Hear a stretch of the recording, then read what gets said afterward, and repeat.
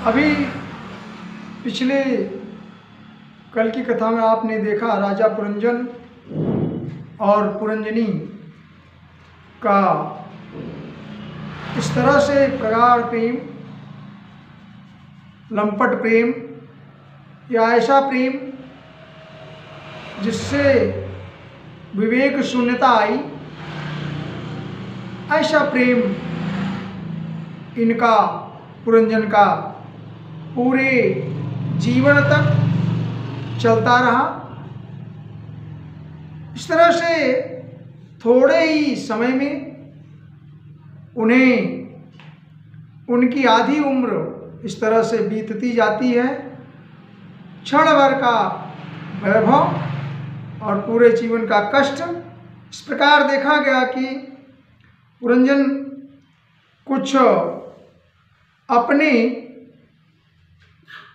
आत्मा और परमात्मा का उनको ज्ञान नहीं रह गया और इनके 1100 पुत्र और 110 कन्याएं हुई, अर्थात सृष्टि विस्तार में इन्होंने पूरा समय नष्ट किया। और जब वृद्धावस्था की तरफ चल रहे हैं तो पूरा पांचाल राज्य इनके पुत्रों से पौत्रों से भर गया। वो उन 100 पुत्रों को 1100 पुत्रों को पुनः 100 पुत्र हुए। इस प्रकार से पूरा एक राज्य खड़ा हुआ, फैल गया।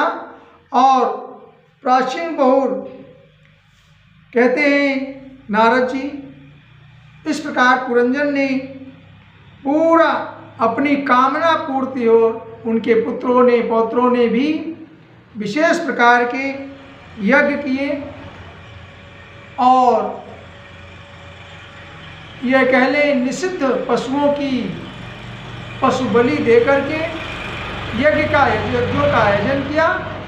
और जिसकी वजह से उन्हें आगे उनके वंशजों को कितना दुख उठाना पड़ा इस संसार में, यह हम लोग आगे देख रहे हैं, चर्चा कर रहे हैं। कामना पूर्ति के हेतु ये देव पितर देव और भूपतियों की सेवा आयोजन सब करना शुरू कर दिया। और इस प्रकार यह देखा जाता है, अक्षसादथ वैकालो यो अप्रिया प्रियोषिताम। जब बुढ़ापा आ गया तो उन्हें पुरंजन को काम वासना से ये कह लें और वृद्धावस्था उन्हें अच्छी नहीं लग रही है।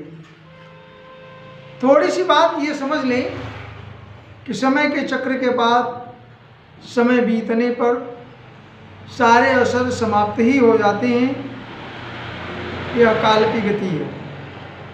हम आप बचपन से बूढ़े तक में जो जर्नी लेते हैं, साइंस से कहते हैं सिग्माइड ग्रुप बनता है, सारी कोशिकाएं हमारी शिथिल पड़ती हैं और अंततः सारी इच्छाएं वो अपने आप न चाहते हुए भी छूटती चली जाती हैं और एक दिन यह शरीर भी छूट जाता है। इसी समय आगे की कथा में चंडवेग नाम का एक गंधर्वराज अपने गंधर्वियों के साथ और अपने सेवकों के साथ, लगभग 720 का वर्णन आया है, वो इकट्ठा होकर के बारी बारी से उस नगर को, पुरंजन के नगर पांचाल देश को लूटना शुरू किया, प्रारंभ किया। और ऐसे में वो 5 फन वाला जो सांप है उसने कई वर्षों तक उनसे लड़ाई ली और उनसे युद्ध किया, नगर की रक्षा की। परंतु ऐसा होते होते सैकड़ों वर्ष बीत गए। अब पुरंजन को यह चिंता सताने लगी कि हमारे राज्य में इस तरह की जो लड़ाई चढ़ाई चल रही है, इससे वो व्यथित और चिंतित रहने लगे। उनको बड़ी चिंता होने लगी।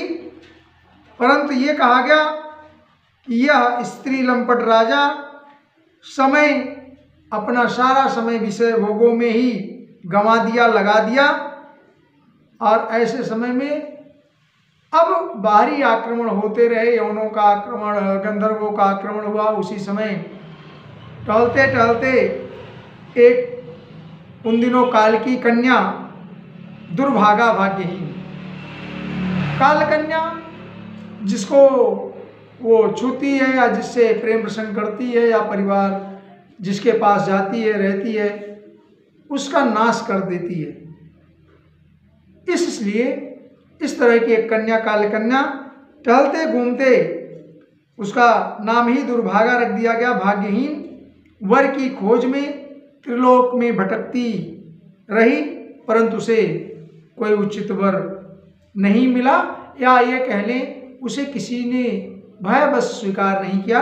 क्योंकि एक बार जिस तरह से काल को आप अपने शरीर को देते हैं या नहीं देते हैं, फिर भी काल स्वभावतः आपके शरीर को छीन कर देता है। इस भय से लोग दुर्भागा से विवाह नहीं करना चाहते थे। एक बार राजर्ष पुरु ने पिता को अपना यौवन देने के लिए अपनी इच्छा से उसे वर लिया था। प्रसन्न होकर उन्होंने राज्य तिलक का वर दिया। एक दिन में ब्रह्मलोक से पृथ्वी पर आते हुए वह मुझे मिल गई। किसे मिल गई? ब्रह्मर्षि नारद को। और ब्रह्मर्षि नारद ब्रह्मलोक से पृथ्वी की तरफ आ रहे हैं तो कालकन्या दुर्भागा का उनसे मिलन हुआ। और ऐसे में कालकन्या ने प्रयास किया। ये ब्रह्मचारी ऋषि मुनिवर श्रेष्ठ नारद जी को यह समझ करके ये नैष्ठिक ब्रह्मचारी हैं, उसे वर्ण करना चाहा। और उसने कहा, बब्रे बृहत्तरतम तू जानती काम मोहिता। और जब मैंने, भगवान नारद ने उसका यह प्रस्ताव ठुकरा दिया तो अत्यंत कुपित हो गई और उसने मुझे, माने भगवान नारद को ही श्राप दिया उस कालकन्या ने। और उसी कालकन्या का प्रभाव है, उसके श्राप का प्रभाव है कि भगवान ब्रह्मर्षि नारद संसार में कहीं भी क्षण मात्र के लिए भी विश्राम नहीं कर पाते हैं, दौड़ते रहते हैं। एक जगह भी उनका स्थिर होना मुश्किल है, क्योंकि यह 4:27-22 चौथे स्कंद के 27वें अध्याय का 22 श्लोक यह कहता है, भगवान नारद मयि संरम्भ्य विपुला। भगवान नारद को एक जगह नहीं स्थिर होने का जो श्राप उस कालकन्या ने दिया, मयि संरम्भ्य विपुल मदाक्षायम सुदुहसाम स्यातुमहर्षि नैकत्र मैद्यांच विमुखो मुने। इस तरह से भगवान नारद को वहाँ पर यह श्राप जीवन भर लगा। और आज आप देखते हैं कि भगवान नारद को कहीं क्षण पर भी रुकने का कोई आशय नहीं बनता है। तो यह उस श्राप का, उस कालकन्या का श्राप है। तब मेरी ओर से निराश वह कन्या दुर्भागा, मैंने उसे मेरी सम्मति से उसे यवनराज भय को पति के रूप में वर्ण किया और कहा, यवनराज मैं आपकी सेवा में उपस्थित है, मुझे स्वीकार कर अनुग्रहित करें। भद्र पुरुष का सबसे बड़ा धर्म। देखिए, भगवान नारद ने उसकी सम्मति दी कि यवनराज भय हैं और उनको आप वर्ण करें पति के रूप में, परंतु लाख इस कालकन्या के अनुनय विनय करने पर भी उन्होंने क्या कहा? कालकन्या कहती है कि भगवान जो अंतर मन से समझ रही कि नारद जी का ये आदेश है राजा भय को अपने पति के रूप में वर्ण करने का, तो यवनराज आपकी सेवा में मैं उपस्थित हूँ। मुझे आप स्वीकार करें। और हे भद्र पुरुष, ये सब पुरुषों का बड़ा धर्म होता है जो दीनों पर दया करते हैं। अथो भजस्वाम भद्र भजंतिम में दया करो, मेरे ऊपर आप दया करिए। एतावान पौरुषो धर्मो, और इस प्रकार से पुरुष का धर्म होता है। यदा तारनुकंपते, कि वो दीनों पर दया करे। ऐसा बहलाना फुसलाना किया कालकन्या ने। परंतु आज भी यहाँ पर थोड़ा सा विनोद का प्रसंग है शास्त्र से हटकर। आज भी समाज में या समाज में ही ऐसे लोग उपस्थित हैं, दूषित पुरुष भी हैं और ऐसी स्त्रियां भी हैं। ऐसी स्त्रियों को कुटिला की संज्ञा दी गई। कुटिला स्त्रियां या चरित्रहीन पुरुष या आप कह लें लंपट पुरुष, शास्त्रों में लंपट नाम ही आता है। स्त्री लंपट पुरुष जो जिनका घर परिवार है, फिर भी उन्हें दूसरे को बहलाने फुसलाने का प्रसंग आप आज टीवी चैनल के माध्यम से, समाचार में, फिल्मों में आपने खूब देखा, सीरियल में, कि जैसा एक फैशन कुचक्र चल गया हमारे विश्व में। केवल भारतवर्ष की बात नहीं है, पाश्चात्य सभ्यता, आप ये कह लें पश्चिमी देशों की सभ्यता, रहन सहन, खान पीन, पहनना ओढ़ना, ये सारा बदलता हुआ चला गया। और अब तो हमारे कोर्ट ने भी जगह जगह समलैंगिक विवाह और तरह तरह के दुराचार, अनाचार, चारित्रिक पतन के व्यवस्था में सहयोग करने लगे हैं। इक्वालिटी का उदाहरण देते हैं, संविधान की दुहाई देते हैं, जो समाज की दृष्टि से और शास्त्र की दृष्टि से सही नहीं है। इसी भर्त्सना होना चाहिए और हमें आपको उससे दूर रहना चाहिए, प्लस दूसरों को उस रास्ते से भटकने से समझाना चाहिए, रोकना चाहिए। इस तरह से आगे कालकन्या की यह बात सुनकर यवनराज पहले तो मुस्कुराए, परंतु थोड़ा ध्यान दिया तो उन्होंने अपने चिंतन शक्ति से, योग से यह पाया कि भगवान की कुछ इच्छा है। इसलिए उन्होंने कन्या से कहा कि चूंकि तू सबका अनिष्ट करने वाली कन्या है, इसलिए किसी को भी अच्छी नहीं लगती, इसी से लोग तुझे तिरस्कार करते हैं, तेरा आपको स्वीकार नहीं करते। मया निरूपितस्तुभ्यं पतिरात्म समाधिना नाभिनंदित लोकोयम त्वाम भद्राम सम्मताम। इसलिए आपको कोई वर्ण नहीं करना चाहता।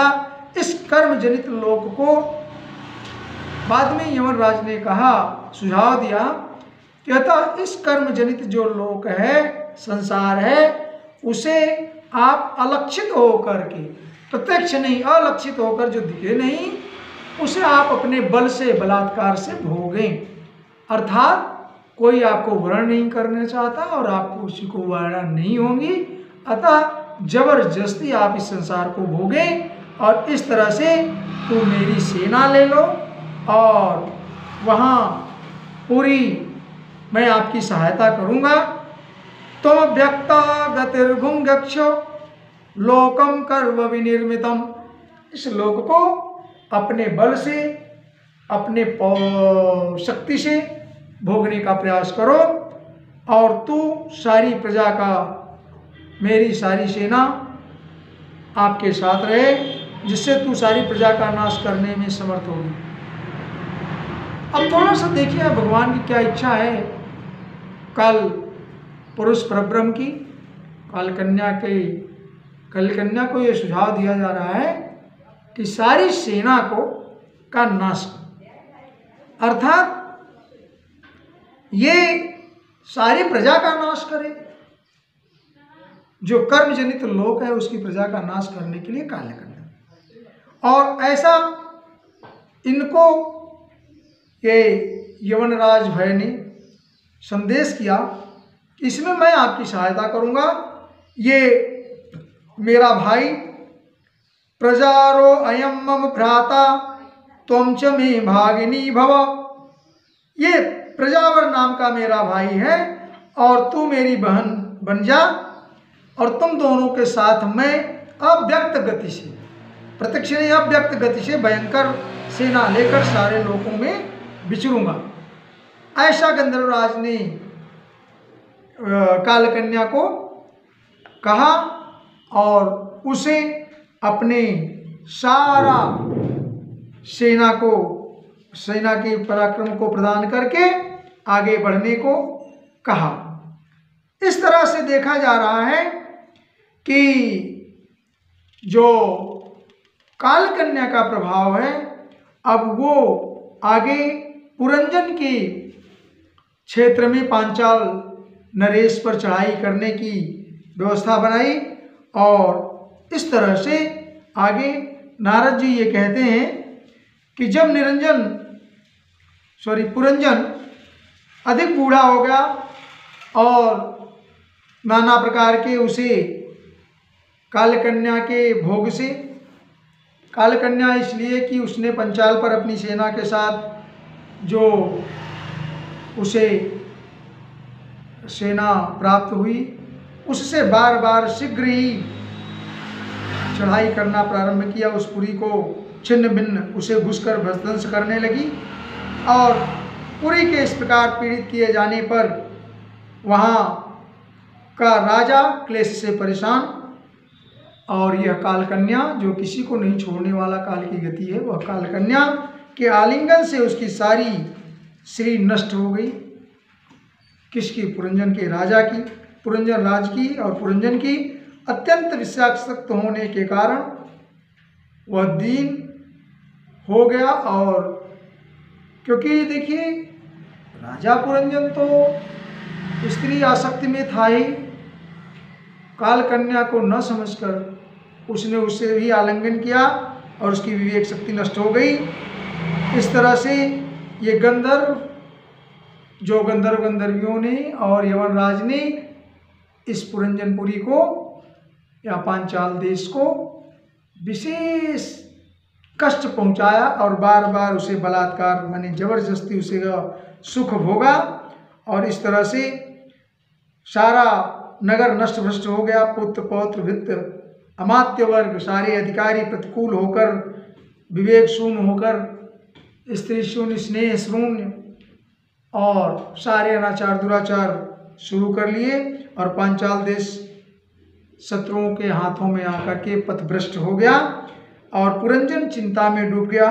उसे विपत्ति से छुटकारा पाने का कोई उपाय नहीं सूझा। ऐसे वर्षों में, कई वर्षों में के पश्चात जब उसकी मृत्यु होती है, या ये कह लें जिस समय यह नष्ट होता है, कालांतर में आगे चल कर के कहानी और भी है, लेकिन कालांतर में होता क्या है, कुछ दिनों के बाद, कई वर्षों के बाद विवेकहीन अवस्था में अंधकार में पड़ा निरंतर कष्ट भोगता रहा, और स्त्री आसक्ति से उसकी यह दुर्गति हुई थी। अनंत पारे तमसि मग्नौ नष्ट स्मृति समाह शाश्वतीरनुर्भुर्याति प्रमदा संगदूषितः। स्त्री के आश्रित के कारण, उनकी यह सारी स्त्री में आसक्ति के कारण ही इसकी सारी यह दुर्गति हुई, और अंत समय भी पुरंजन को स्त्री के संग का चिंतन बना रहा। तामेव मनसा गृहण, अंदर से उसके मन में स्त्री का संभोग का, स्त्री ये कह ले संयोग का मन बना रहा। ऐसे मनसा गृहण बभूव प्रमदोत्तमा अनंतरम विदर्भस्य राजसिंहस्य वेश्मनि।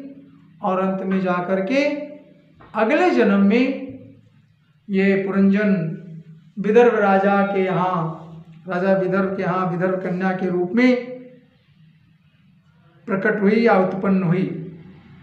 कौन? स्त्री लंपट, जिसे हमने लोगों ने संकेत किया, शास्त्रों ने बताया, राजा पुरंजन। यह पुरंजन अब अगले जन्म में क्या विदर्भ राज की कन्या के रूप में अवतीर्ण हुई। कहने का अर्थ यह है कि जो शास्त्रों में कहा गया है, जो सनातन में है, पुनर्जन्म की कथाएं, आप मरते समय जिस तरह का चिंतन करते हैं, जिस जीव अवस्था का चिंतन करते हैं, अगले जन्म में वो आपको प्राप्त होता है। ऐसे गीता में भी कहा गया, ऐसे आपके शास्त्रों में भी है, भागवत में है, अगला है। और यही नहीं, आपने सुना हो या नहीं सुना हो, जड़ भरत की भी कहानी है। उन्हें थोड़ा सा मृग के बच्चे में लोभ तो नहीं, मोह, उसको दया किया उन्होंने, लेकिन दया करते करते उन्हें लोभ आ गया, मोह हो गया, उत्पन्न हो गया, और उस मृग का सारा खाना पीना, उनके साथ रहना, उठना बैठना उन्होंने लपेट लिया। और अंततः चिंतन करते करते जब वो समाधिस्थ हुए तो अगले जन्म में मृग बन करके ही जड़ भरत पैदा, मृग की योनि मिली। जबकि वो ज़्यादा दिन तक नहीं, क्योंकि ईश्वर की कृपा थी, संत तो थे ही, तपस्वी राजा थे। इसी तरह से यहाँ पर देखा जा रहा है कि पुरंजन की अगली योनि भी स्त्री की प्राप्त होती है। तो थोड़ा इस तरह से सावधान दें। इसीलिए कहा जाता है कि जब आपका अंत समय आए, चिंतन आए, तो परमात्मा के ध्यान में रहें, उसका भजन करें, चिंतन करें, यजन करें, और निरंतर ही उसके गुणों का ज्ञान करें, गान करें। तो आपको जिस तरह से गजेंद्र को मोक्ष प्राप्त हुआ भगवान के चिंतन से, वैसे हमें आपको भी इस भवसागर काम वासना सहित जो ये कर्म जनित संसार है उससे मुक्ति मिल सकती है। इसके बाद विदर्भ नंदिनी विवाह योग्य हुई, और तब शत्रुओं ने नगरों को जीतने वाले पांड्य नरेश महाराज मलय ध्वज के समर भूमि में समस्त राजाओं को जीतकर एक साथ विवाह किया। तो मलय ध्वज के साथ पांड्य नरेश, पांड्य के राजा है जो दक्षिण भारत में है, तो इससे उन्होंने इनका विवाह हुआ। उसे महाराज मलय ध्वज ने एक श्यामलोचना कन्या, उसे छोटे 7 पुत्र उत्पन्न हुए। आगे चल के द्रविड़ देश 7 राजा हुए, जो विदर्भ, कर्नाटक और इस तरह से साउथ इंडिया कह लें, आज उपस्थित हैं। द्रविड़ देश के 7 राजा इनके पुत्र हुए। फिर उनमें से पुत्र के बहुत पुत्र हुए, और ऐसे ऐसे वंश परंपरा आगे बढ़ी। और मलय ध्वज की पहली पुत्री जो विदर्भ नंदिनी, और मलय ध्वज के विवाह से जो पहली बड़ी पुत्री पैदा हुई, उसका विवाह अगस्त ऋषि के साथ हुआ। तो उसके उस दृढ़च्युत नाम का पुत्र हुआ, और दृढ़च्युत के इद्मवाह से विवाह हुआ। अंत में मलय ध्वज पृथ्वी के पुत्रों में बांट करके भगवान की चिंतन में इच्छा से पर्वत पर चले गए। मलय पर्वत ही नाम दे दिया गया, क्योंकि वहां पर राजा मलय ध्वज पहुंचे। इस समय आपको यह प्रसंग देखने को मिलेगा कि अब अगले योनि में, इस योनि में वो राजा पुरंजन पत्नी भक्त या पतिव्रता स्त्री जो भगवान का शरण लिया, और इस समय पति परायणा वैदर्भी सब प्रकार के भोगों का त्याग करके परम धर्मज्ञ पति मलय ध्वज की सेवा में बड़े प्रेम से करती थी। क्योंकि अब वो सारा अपने पुत्रों को सारे देश का राजा 7 देशों में बना करके मलय ध्वज पर्वत पर तप करने लगे। अब इनकी पत्नी जो पुरंजन की दिशा थी, वो विदर्भ नंदिनी अब सेवा में लग गई। उसने भी सारा कुछ छोड़ दिया,